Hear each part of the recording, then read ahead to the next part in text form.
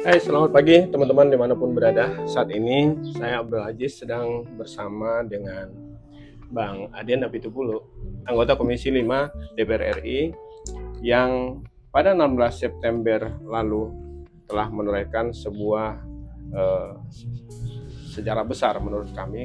Kenapa? Karena di situ Komisi 5 bersama Kementerian Desa dan Kementerian Transmigrasi telah bersepakat untuk sama-sama mendorong agar desa-desa maupun daerah transmigrasi itu dikeluarkan dari kawasan hutan maupun taman nasional. Ini berarti ada potensi sekitar 25.000 desa yang saat ini berada di dalam kawasan hutan akan dikeluarkan. Tentu ini menjadi sesuatu yang sangat berdampak positif bagi perjalanan negara. Kenapa? Karena dengan keluarnya areal itu dari kawasan hutan tentu akan ada hal-hal positif yang akan terjadi ke depannya. Bang Adian, Yuk,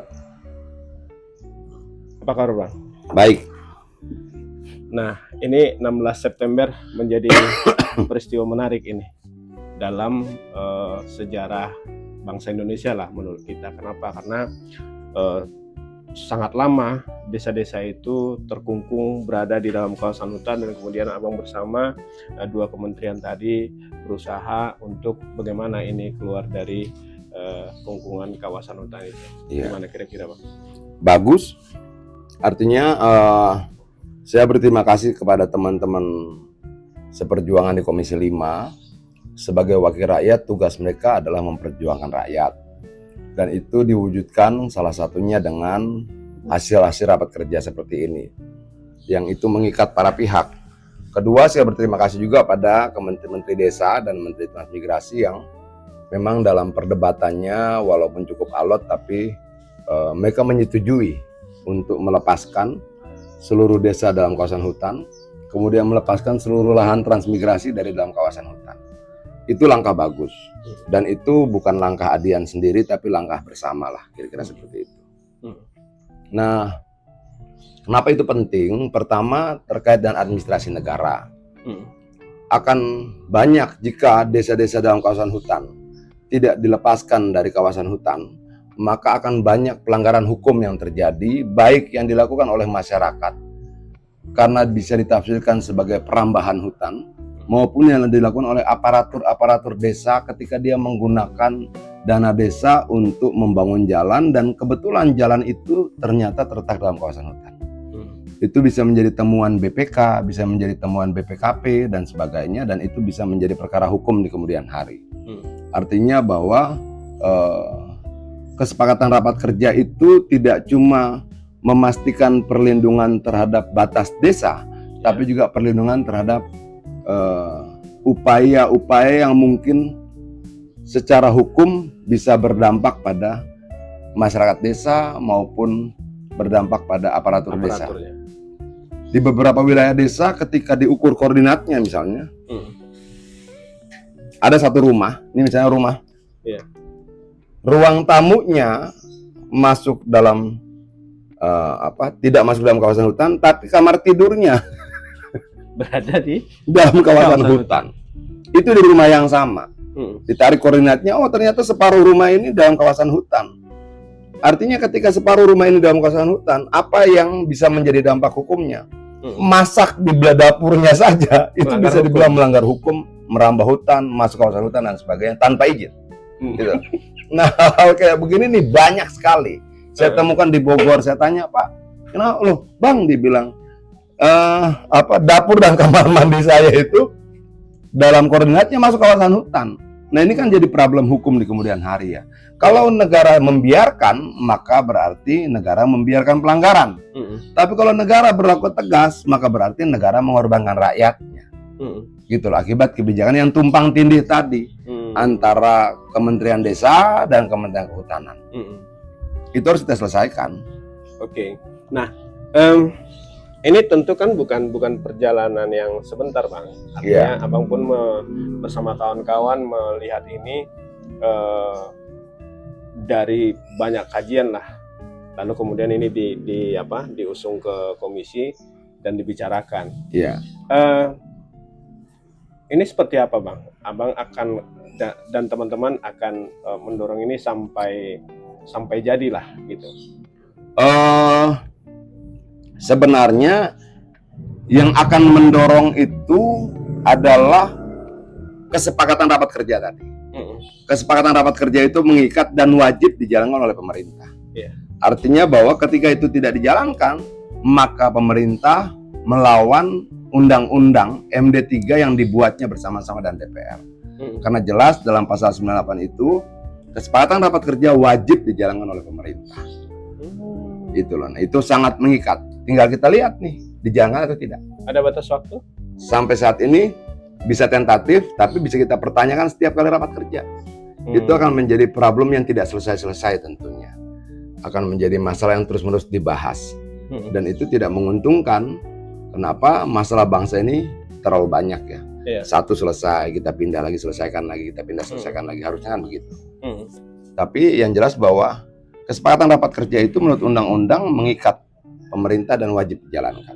Wajib. Oke, selain dari menghindari tadi pelanggaran hukum, katakanlah Abang pernah mengatakan kalau ini dibiarkan tentu akan terpelihara banyak penjahat. Gini, kalau kita bicara bahwa melakukan aktivitas ekonomi ataupun aktivitas apapun dalam kawasan hutan tanpa izin itu kemudian bisa dianggap sebagai pelanggaran hukum, ketika ada desa yang masuk dalam kawasan hutan, maka seluruh aktivitas warga negara di dalam desa itu yang masuk areal dalam kawasan hutan itu bisa dikategorikan sebagai pelanggaran hukum. Artinya bahwa sadar tidak sadar, setuju tidak setuju, ketika ada tumpang tindih kawasan seperti ini, maka negaralah yang kemudian bisa menetapkan orang-orang baik dalam desa itu tiba-tiba menjadi penjahat, menjadi pelanggar hukum, menjadi penambah hutan. Nah, ini tidak boleh kita biarkan. Harus diselesaikan. Misalnya begini, ada anak-anak yang kemudian tidak tahu tentang batas desa dan batas kawasan hutannya. Lalu dia main petak umpet. Dia bersembunyi di dalam ranting-ranting dalam pohon itu dan dia tidak tahu ternyata pohon itu dalam kawasan hutan. Dia melakukan aktivitas di situ. Apakah aktivitas ekonomi, aktivitas sosial dan sebagainya, atau sekedar permainan, dia bisa kemudian dikenakan pasal merambah hutan. Memasuki tanpa izin kawasan hutan. Kemudian ada ibu-ibu yang kemudian keluarga membuat pagar dari bambu-bambu dari pohon di belakang pekarangan rumahnya untuk pagar rumahnya supaya lebih aman dan sebagainya. Dia tidak tahu bahwa kemudian bambu itu ada dalam kawasan hutan. Itu pelanggaran hukum.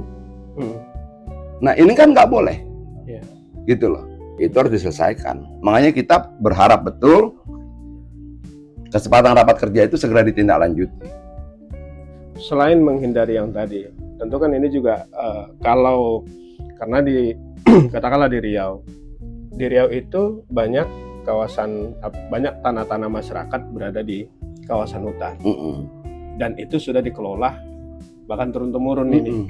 Nah, yang lucunya lagi tahun 2000 katakanlah dia tidak berada di kawasan hutan, tahun 2010 sudah berada di kawasan hutan. Sementara di 2010 di tahun 2000 ini sudah digadai ke bank. Nah, tapi di 2010 lunas pinjaman bank ini mau diperpanjang. Oh, nggak bisa, Pak. Ini tanahnya di kawasan hutan. Nah, tentu kan berarti kawasan hutan ini juga klaim kawasan hutan ini juga akan membuat perekonomian ngadat. Sangat. Ini gimana hitung-hitungannya, Pak? Contoh paling sederhana beginilah ya. Ini sederhana tapi tragis ya. Dulu puluhan tahun lalu dari tahun 60-an itu banyak warga negara Indonesia yang kemudian baik melalui kebijakan pemerintah maupun kesadaran bersama melakukan transmigrasi. Transmigrasi swakarsa, transmigrasi swakelola dan sebagainya, macam-macam lah itu. Mereka pindah. Karena ini program transmigrasi adalah program negara, lalu negara memberikan mereka lahan 2 hektar. Kalau tidak salah komposisinya itu 1 hektar untuk pertanian, 7.500 meter untuk perkebunan dan atau peternakan dan sebagainya. Lalu negara berikan mereka sertifikat hak atas tanah. Itu tahun 60, tahun 70, tahun 80. Lalu di tahun 2000 sekian, areal transmigran itu tiba-tiba ditetapkan, dikukuhkan menjadi kawasan hutan. Iya. Problemnya adalah bagaimana dengan sertifikat mereka? Iya. Oke. Bagaimana terhadap hak atas tanah mereka? Mungkin ketika tahun 60-an, tahun 70-an, per meter persegi di situ mungkin harganya misalnya Rp20.000. Tapi tahun 2000 sekian, 2024, 2025, mungkin harga tanahnya sudah Rp500.000. Oke? Ketika tiba-tiba itu masuk dalam kawasan hutan, maka aset rakyat hilang. Gitu loh. Apakah problemnya berhenti di situ? Tidak. Kalau mereka sudah anggunkan untuk modal kerja ke bank, lalu tiba-tiba mereka tahu bahwa kemudian tanah mereka dalam kawasan hutan, sertifikat mereka dalam kawasan hutan, problem yang muncul, apa langkah si pemilik tanah? Dia lunasi, tidak dapat tanah, dia tidak lunasi uang prestasi perjanjian pinjam-meminjam. Kan serba sulit. Dia bayar, dia lunasi, tetap saja itu tidak menjadi tanah dia. Oke? Dia tidak lunasi, dia melawan hukum karena ingkar janji atas utang. Oke. Rakyat begini bagaimana? Mereka orang baik yang tulus, yang kemudian berangkat pindah ke daerah-daerah terpencil, dijadikan sebagai pahlawan pemerataan pembangunan saat itu. Tiba-tiba sekian puluh tahun kemudian mereka menjadi penjahat yang tidak pernah mereka bayangkan gitu loh. Dianggap lu jahat, kenapa lu masuk kawasan hutan? Lu dulu enggak. Bahkan negara berikan saya sertifikat. Nah itu jumlahnya sangat banyak. Sangat banyak. Nah bagaimana kalau begitu? Lu dulu nilai tanahnya per meter misalnya Rp10.000 misalnya. Oke, setelah sekian puluh tahun jadilah Rp500.000. Nggak usah Rp500.000. Jadilah Rp200.000 per meter dikali 2 hektar, dikali 20.000 meter. Tiba-tiba aset itu hilang. Lu tahu nggak ketika kemudian sertifikat lu masuk dalam kawasan hutan, lu tidak bisa jual. Itu terblok langsung di BPN. Langsung ada lingkaran merahnya itu, ada garis merahnya. Sudah hilang. Bayangkan. Mereka berpikir kenaikan harga tanah bisa menambah aset mereka. Oke, kenaikan harga tanah bisa kemudian memudahkan mereka untuk meningkatkan kesejahteraan hidup ya, secara ekonomi, dianggunkan ke bank, dapat modal kerja, mereka beli bibit, beli pupuk, beli peternak, bangun peternakan dan sebagainya. Ternyata masuk dalam kawasan hutan. Nah, negara nggak boleh diam. Itu loh. Kalau negara diam, berbahaya bahkan untuk rakyat kita sendiri. Ini persoalan trust kan, persoalan kepercayaan rakyat pada negara kan. Dan begitu. Itu ada sampai 25.000-an ya? Kalau desanya 25.863 itu data Kementerian Kehutanan sendiri kok. Kalau transmigran dalam berbagai data kita kumpulkan ada sekitar 185.000 transmigran yang terkait kasus serupa. Itu loh. Nah ini kan kalau nggak selesai kan akan jadi apa ya? Api dalam sekam ya. Rakyat bingung kok. Coba kita hitung sama-sama nih ya. 20.000 meter. Oke, kita kali dengan Rp100.000 misalnya. Asetnya itu, kalau sekarang Rp100.000, asetnya itu nilainya 2 miliar. Tiba-tiba tanah senilai 2 miliar ini masuk kawasan hutan, dia hilang nggak 2 miliarnya? Hilang. Padahal itu aset satu-satunya yang dia miliki. Itu dengan asumsi nilai tanahnya cuma Rp100.000 per meter. Mungkin waktu dia transmigran mungkin cuma Rp10.000, Rp20.000. Setelah sekian puluh tahun naiklah harga tanah jadi Rp100.000 per meter. Dia punya 2 hektar. Kita kalikan saja Rp100.000 kali 20.000 meter. 2 miliar nilainya. Tiba-tiba dia nggak punya. Itu baru 1 kakak ya? Baru 1 kakak. Dan baru 1 kasus. Tadi apa mau mengatakan 185.000. Iya. Perkiraan kita datanya sebesar itu. Kali 2 miliar aja itu berapa? Itulah. Nah, artinya kan ini masalah loh gitu. Yang harusnya terjadi, rakyat tidak punya apa-apa, lalu ada negara memberikan mereka menjadi memiliki apa-apa. Yang terjadi dalam prakteknya justru kebalikannya. Mereka punya aset sekitar 2 miliar, tiba-tiba masuk kawasan hutan 0 aset. Sudah 0 asetnya, mereka jadi perambah hutan. Mestinya Kalau ini diberesin kan negara nggak ngeluarin duit, hanya ngeluarin kebijakan. Nah, sebenarnya kita bisa mengelola negara ini dengan baik, mensejahterakan rakyat, tidak melulu dengan uang, tapi dengan berbagai macam kebijakan. Iya. Termasuk memastikan hak atas tanah mereka yang sudah membangun lahan transmigrasi. 30-40 tahun lalu mereka berangkat, itu jalan saja kan belum ada. Benar. Mereka potong, bikin jalan, mereka kasih batu, mereka perbaiki dan sebagainya gitu. Untuk mengangkut hasil tani mereka kan. Akibat aktivitas itu naiklah harga tanahnya pelan-pelan. Sudah mahal hilang. Gimana? Ya. Ini masalah ini. Gitu loh. Ini kalau begini harus merokok lagi gitu, Bos. Iya. Gitu. Nah, ini tentu menjadi momen sebenarnya bagi pemerintahan sekarang ya untuk bagaimana kemudian memberesin ini semua. Ya memang, ini menjadi kesempatan emas ya. Ya. Kesempatan berharga, negara bisa meningkatkan kesejahteraan rakyat hanya dengan kebijakan. Tidak ada tanpa uang. Nggak perlu ngucurin APBN ya. Uangnya hanya untuk pengukuran ulang lah, dan itu kan sudah mudah sekali karena sudah ada satelit kok. Ya. Itu loh, gampang banget. Tapi apa yang bikin nggak gampang ini? Banyak hal, bisa jadi ego sektoral kementerian, bisa juga ketidakpahaman para pengambil kebijakan terhadap problem-problem kerakyatan, bisa juga ada kepentingan-kepentingan modal yang kita tidak tahu kan. Kemungkinan itu sangat banyak. Tapi apapun itu, harusnya keselamatan rakyat adalah hukum yang terutama, kata orang seperti itu. Itulah. Dan harus berani dong negara. Oke. Nah, mungkin bisa kita ke Riau. Apa yang Abang bicarakan terkait transmigrasi itu juga dijalankan oleh lebih dari 30.000 jiwa lah masyarakat yang berada di klaim Taman Nasional Tesunilo. Dan mereka sudah tinggal di situ bahkan sebelum tahun 2000. Nah, orang nggak tahu seperti apa perjuangan mereka pada saat itu. Iya. Karena membuka lahan, ya, membuka lahan, lalu tinggal mereka di dalam tempat-tempat sunyi seperti itu, memulai hidupnya menanam sawit, dan 20 tahun kemudian bisa hidupnya berubah. Ya. Jalan-jalannya pun bagus dibuat mereka gitu. Program-program masuk. Dan mereka tidak mendapatkan yang namanya program pemerintah. Baik itu pembangunan jalan, pembangunan fasilitas umum, ini semua dibangun sendiri oleh mereka. Artinya ini mandiri. Ini ada di 7 desa di sana. 6 desa di Kabupaten Pelalawan, 1 desa di Kabupaten Indragiri Hulu.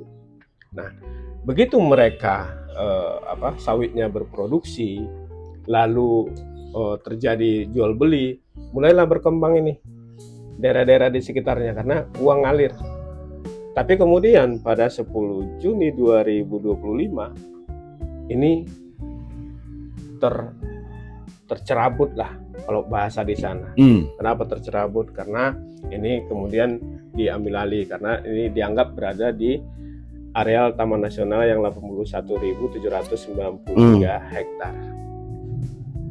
Artinya kalau ini diambil semua, ini aset habis.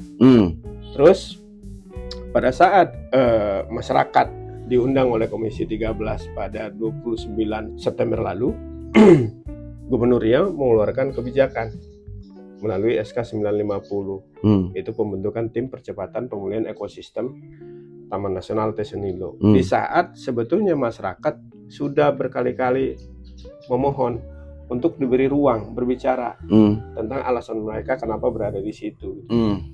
Tapi itu tidak terjadi. Sehingga apa? Sehingga sekarang masyarakat resah. Alasannya apa? Mereka ini mau direlokasi, Bang. Tapi dalam rentang 2 bulan terakhir, areal relokasi ini berpindah-pindah. Awalnya dibilang ke Pulau Mendol, yang kemudian ke ex Musimas, lalu ke ex Duta Palma, dan terakhir itu ke areal HTI yang nggak jauh dari situ. Iya.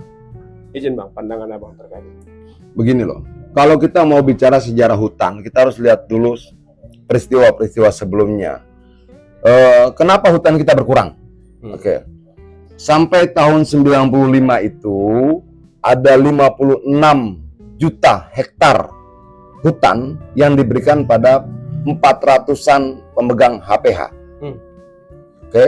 Kalau kita asumsikan setiap hektar itu potensial mereka tebang 200 pohon dengan diameter tertentu yang diperbolehkan misalnya, maka paling tidak ada 11 miliar pohon yang ditebang. Oke. Itulah yang kemudian kebijakan-kebijakan awal yang merusak kawasan-kawasan hutan kita. Memang ada kewajiban saat itu untuk melakukan reboisasi. Tapi sejauh mana negara mampu mengontrol reboisasi itu berjalan atau tidak? Dalam prakteknya, biasanya negara lalai mengontrol dampak lingkungan pasca kebijakan itu dikeluarkan. Nah, itulah yang kemudian jumlah hutan kita lama-lama susut. Ketika hutan itu ditebang, pohonnya dia menjadi ladang tandus, tanah yang tandus, tidak ada hutan. Lalu kemudian rakyat di sekitar memanfaatkan ketandusan itu dengan membuat perkebunan.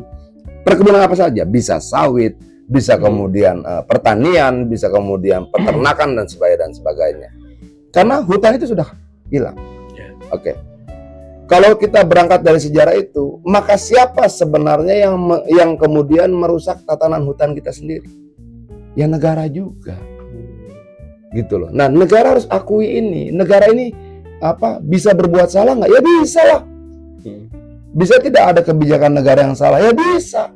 Problemnya adalah berani nggak kita akui, sehingga kemudian kita berdamai dengan masa lalu, berdamai dengan kesalahan itu dengan kesadaran. Iya, memang kita salah kok waktu itu. Ada 400 lebih perusahaan yang memegang 56 juta hektar hutan kita. Jangan-jangan 400 perusahaan ini dimiliki cuma 200-an, 300-an orang saja. Bagaimana negara dulu terlalu memberikan fasilitas berlebihan pada sekelompok kecil orang. Dan dampaknya hutan serepublik ini rusak. Lalu rakyat menjadi kambing hitam bahwa mereka lah yang melakukan perusahaan hutan. Bukan. Sebanyak-banyaknya petani menebang pohon di hutan, kan bisa kita ukur. Berapa banyak sih pohon bisa kamu tebang untuk membuka lahan ketika kamu cuma bermodalkan senso? Sementara yang lain dengan mesin-mesin besar gitu. Di banyak wilayah misalnya kayak di Riau itu kan, jalan masuknya dulu itu kan jalan masuknya kan lebar-lebar kan.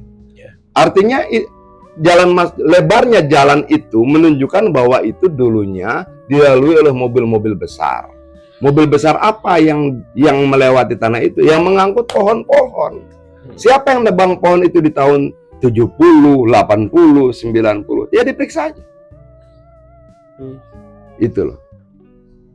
Nah, kita harus berani membuka seluruh proses sejarah itu. Kenapa? Karena situasi hari ini tidak pernah kita lepaskan dari kemarin. Ya? Iya, nggak bisa. Dan saya keberatan ketika kemudian rakyat menjadi kambing hitamnya. Enggak. Yang menebangi pohon dulu itu bukan mereka. Tapi pertambahan jumlah penduduk kita sangat pesat. Coba kita buka data ya, misalnya tahun 1945 itu kalau tidak salah jumlah penduduk Indonesia itu antara 50 juta sampai 60 juta jiwa. Itulah yang terdata. Sekarang sudah 284, kita bagi saja. 284 misalnya. 284 juta. Iya. 284 juta, oke. Dikurangi misalnya 60 juta. Ada penambahan 224 juta jiwa dalam sekian puluh tahun. Luar biasa. Dan 224 juta jiwa ini butuh ruang hidup. Dia butuh lahan, dia butuh tempat tinggal, dia butuh makanan, dan makanan itu diproduksi dari kebun, dari pertanian. Artinya jumlah pertanian kita ketika jumlah penduduknya 60 juta akan beda luasnya ketika penduduknya bertambah 224 juta jiwa. Nah, ini yang disebut orang adalah pertarungan ruang hidup. Itu loh. Masyarakat butuh. Kenapa nambah kok? Iya. Kalau kemudian misalnya satu keluarga misalnya membutuhkan 1 liter beras tiap hari, 224 juta jiwa itu berapa keluarga dan mereka butuh berapa juta liter beras tiap hari? Berapa juta liter beras itu artinya bertambahnya luas lahan pertanian, bertambahnya luas perkebunan, bertambahnya luas kebun-kebun yang memang punya fungsi-fungsi ekonomi, apakah itu sawit, apa itu coklat dan sebagainya. Itu loh. Nah, ini juga harus dipahami kan. Jumlah penduduknya memang bertambah kok. Iya. Artinya itu harus di upgrade semua ya, harus ada kebijakan komprehensif itu loh. Termasuk kebijakan misalnya bagaimana membangun rumah itu ke atas tidak ke samping.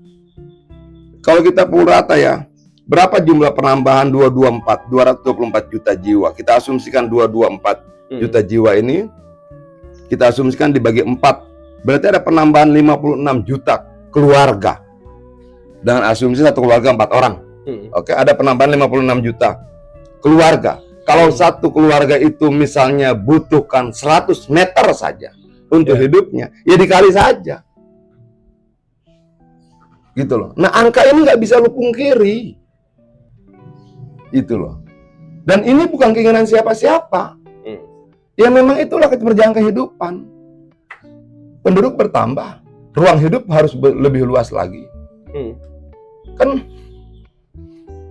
negara kan harus menjawab ini kan. Ya. Itulah. Tapi ketika kita lihat ini Bang, ini kan ada data dari Bappenas, memang tahun 2021 nih, bahwa luas daratan kita itu kan ada 191 juta hektar. Dari 191 juta hektar ini, 120 juta hektar kawasan hutan. Itu Bang. Nah, dari 120 juta hektar ini, ada 34 juta hektar yang tidak berhutan. Tapi diklaim kawasan hutan. Nah, di dalam 34 juta hektar ini masih data Bappenas, 14 juta hektar ini tanah terlantar, Bang. Sisa 20 juta hektar ini sudah dikuasai masyarakat antara 9 sampai 25 tahun. Iya. Nah, itu. Nah, di dalam yang 20 juta hektar inilah yang tadi sawit diklaim dalam kawasan hutan. Artinya, seperti yang Bang bilang tadi ada 224 juta, sementara sampai hari ini luas kawasan hutan kita itu, ini nggak dilihat dari yang masih berhutan dan tidak berhutan, masih 120 juta. Berarti 60-65%. Ini akan seperti apa kemudian masyarakat ini mengambil ruang hidupnya? Akan seperti apa ya, tergantung kebijakan negara. Kalau kebijakan tetap seperti ini, ya kita akan banyak banget yang jadi orang jahat. Nyangkul tanah, nanam cabai jadi penjahat. Gitu loh. Bikin pagar di belakang rumah jadi penjahat. Bahkan dalam fenomena misalnya yang tadi gue ceritakan, ketika diukur koordinatnya ruang tamunya dalam jadi ini kan lucu ya. Lu orang baik ketika lu nongkrong di ruang tamu. Begitu lu tidur lu jadi orang jahat gitu karena masuk ke dalam kawasan hutan. Ini kan jadi lucu-lucuan gitu loh. Hari-harinya begitu. Iya dong. Ruang tamunya bukan kawasan hutan. Kamar tidurnya kawasan hutan. Oke, begitu dia sedang ngopi di ruang tamu, dia orang baik. Begitu dia mau tidur, dia jadi penjahat karena masuk kawasan hutan tanpa izin. Ini jadi negara apa gitu loh. Nah, terkait jumlah-jumlah yang lo sampaikan tadi, ya harus dijelaskan. Berapa sebenarnya? Karena yang diklaim kawasan hutan juga ketika diperiksa, betul nggak ada hutannya? Nah, jangan-jangan sudah tidak ada hutannya. Kan gini, ketika lo ngontrol misalnya pakai helikopter misalnya dengan ketinggian sekian ribu kaki gitu, kelihatan hijau bener gitu loh. Karena ilalang juga hijau. Rumpun juga rumpun-rumpun bambu juga hijau, semak belukar juga hijau. Tapi apakah itu hutan? Belum tentu. Itu loh. Nah, itu harus diperiksa. Data itu negara harus miliki. Dengan data yang benar, maka kita bisa mengeluarkan kebijakan yang benar. Problemnya, data yang masuk sudah berantakan, kebijakan yang keluar lebih berantakan lagi. Makanya data itu di semua negara penting. Tapi sekarang belum. Malah bingung kita gitu loh. Makanya bisa tumpang tindih. Ada yang sudah dikasih sertifikat tiba-tiba masuk kawasan hutan. Ada yang sudah jadi desa tiba-tiba masuk kawasan hutan. Lo tau gak kalau desa dalam kawasan hutan itu gimana? Oke. Bahkan gini. Ini desa dalam kawasan hutan. Oke. Desa itu terima dana nggak dari negara? Dari APBD, dari APBN? Ada dong. Ada. Iya kan? Lalu dana desa itu dipakai untuk bangun jalan. Oke. Jalan yang dipakai itu entah jalan setapak, entah jalan desa yang 3 meter itu dan sebagainya misalnya menggunakan uang negara. Oke. Didistribusikan oleh Kementerian Keuangan APBN, APBD dan sebagainya. Oke. Hmm. Ketika digunakan, maka sebenarnya menteri juga ikut bersalah mengucurkan dana untuk membangun jalan dalam kawasan hutan. Semuanya jadi salah, bos. Rakyat salah, DPR setuju, salah juga. Salah juga. Menteri setuju, salah juga.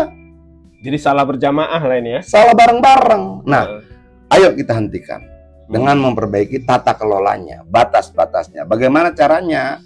Kan ada 4 tahap tuh untuk sampai pada penetapan. Ya. Penunjukan, tata batas, pemetaan, lalu penetapan, pengukuhan kira-kira seperti itu.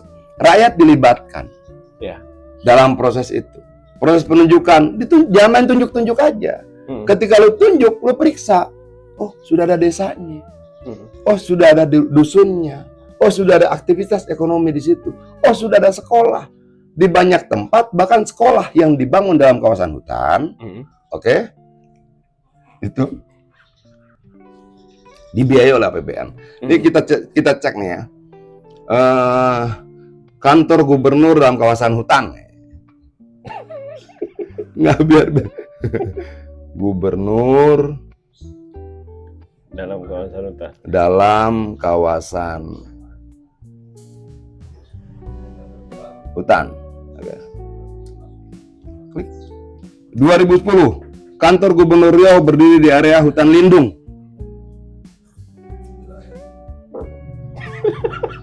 Ini 2010 nih. Iya. Berita Antara, oke. Berarti kantor wali kotanya juga sama karena berdekatan. Jadi siapapun yang berkantor di kantor itu misalnya ya, bisa nggak kemudian dituduh perambah hutan? Orang dia masuk kawasan hutan tanpa izin, dan itu terjadi di mana-mana, bos. Ada lagi gue. 15 Agustus 2018 berita. Ternyata kantor gubernur dan DPRD Kalteng masuk kawasan hutan. Ini gimana gitu loh? Ini 2018. Apakah sudah selesai atau belum? Tapi kalau kita biarkan, ini jadi salah semua.